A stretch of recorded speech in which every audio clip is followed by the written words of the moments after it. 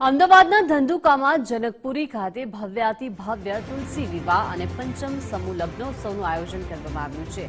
આસ્થા foundation દ્વારા આગામી 1 ડિસેમ્બરના રોજ જનકપુરી ખાતે લગ્નોત્સવ યોજાશે। આસ્થા ફાઉન્ડેશનના પ્રમુખ ઉપેન્દ્રસિંહ ચાવડાએ આ મહાયજ્ઞની જાહેરાત કરી। ઉપેન્દ્રસિંહ ચાવડા 4 વર્ષથી સમૂહ લગ્નોત્સવનું આયોજન કરી નિરાધાર પરિવારનો આધાર બને છે અને સાથે જ તેમનું આસ્થા ફાઉન્ડેશન અનેકવિધ સેવાના કાર્યોમાં હંમેશા અગ્રેસર રહે છે। ભવ્ય સમૂહ લગ્નનું આયોજન કરાય છે, તેમાં દીકરીના પરિવાર પાસેથી એક પણ રૂપિયો લેવામાં આવતો નથી। આ વખતે 111 દીકરીઓનું કન્યાદાન કરવામાં આવશે અને સનાતન હિન્દુ ધર્મની 111 દીકરીઓ પ્રભુતામાં પગલાં પાડશે। અનાથ તેમજ દિવ્યાંગ દીકરીઓને પ્રાથમિકતા આપવામાં આવશે।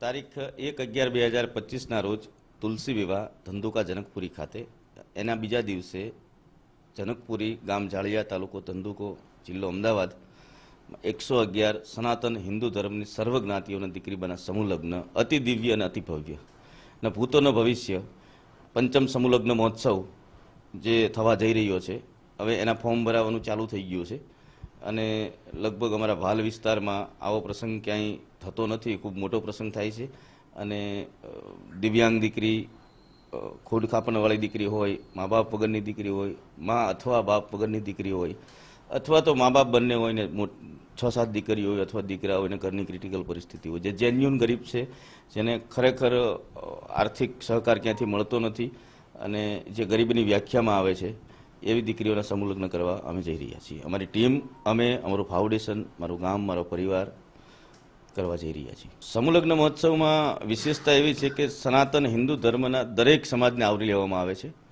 નાનામાં નાનો સમાજથી લઈને મોટામાં મોટો સમાજના જે લાયક દીકરી છે, જે ખરેખર ગરીબ છે, એવી દીકરીના સમૂહ લગ્ન થાય છે। અને આ સમૂહ લગ્નની વિશેષતા મેઇન તો એ છે કે છેવાડાના ગામની દીકરી હોય, કોઈ દિવ્યાંગ દીકરી હોય, કે કોઈ વાલ્મીકી સમાજના હોય, કે કોઈ રાજપૂત સમાજની દીકરી હોય, તમામને સર્વ માની, એક લેવલના માની અમારી દીકરી છે, અમારી બેન છે એવું સમજી અને સમકક્ષ સમજીને બધાના દિવ્ય ન ભૂતોનો ભવિષ્ય, મારી પોતાની બેનના લગ્ન થતા હોય, મારી પોતાની દીકરીના લગ્ન થતા હોય, એવી રીતે કરવા જઈ રહ્યા છે અમારી ટીમ દ્વારા। જેને એના મા બાપને એવું છે કે મારા દીકરી 6 દીકરી ઘરે છે અને મારી દીકરી મોટી થઈ છે અને પરણવાનો ઉંમર આવી છે અને એ મા બાપને નિંદર ન આવતી હોય, એવા પરિવાર સુધી તમારા માધ્યમથી આ મેસેજ પહોંચે કે ધંધુકામાં આવો એક સમૂહ લગ્નના રૂપી એક મહાયજ્ઞ થવા જઈ રહ્યો છે અને આવા પરિવારને લાભ મળે, આવા પરિવારને મેસેજ મળે અને એ દીકરીઓ આ જનકપુરી ખાતે પરણવા આવે એવી અમારી ટીમની મારી ભાવના છે। આજે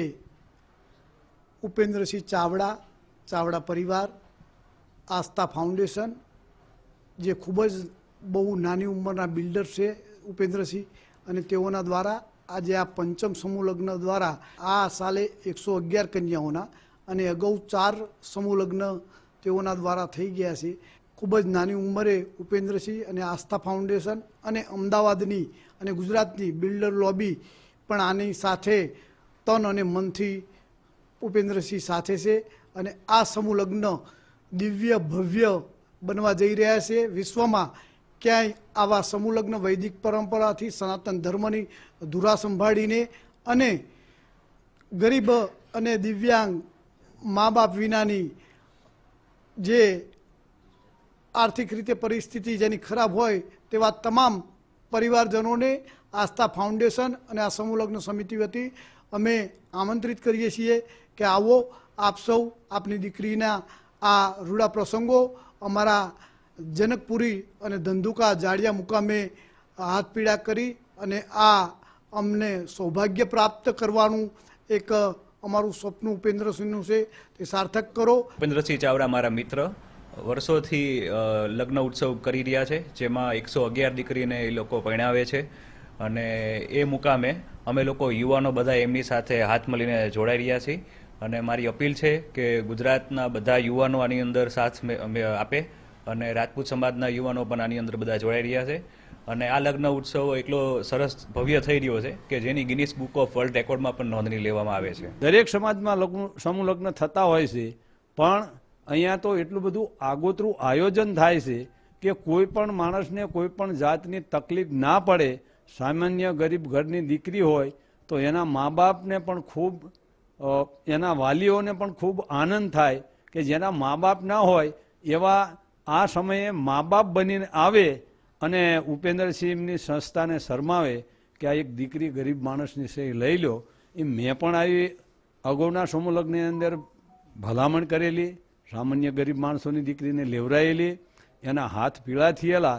એટલે આ મારો જાત અનુભવ છે કે સમૂહ લગ્ન તો ઘણી જગ્યાએ થાય છે, પણ એની અંદર કંઈક લેવામાં આવે છે. કોઈ નફો કરે છે, નુકસાન નથી કરતું. પણ આ સંસ્થા એવી છે કે એક પણ પૈસો લેવાનો નહીં અને કોઈની પાસેથી કોઈ ચીજ વસ્તુ માંગવાની નહીં. સ્વયંસેવકો છે એ પોતાનું સમાજનું બને ત્યાં સુધી સમાજના લોકો તરવરિયા આની અંદર ખૂબ જોડાયેલા છે અને મેં મારી નજરે અનુભવેલું છે. તો આ વખતે તો દિવ્ય ને ભવ્ય જાન લઈને પાછા ભોળાદથી દાનભા બાપુ આવવાના છે.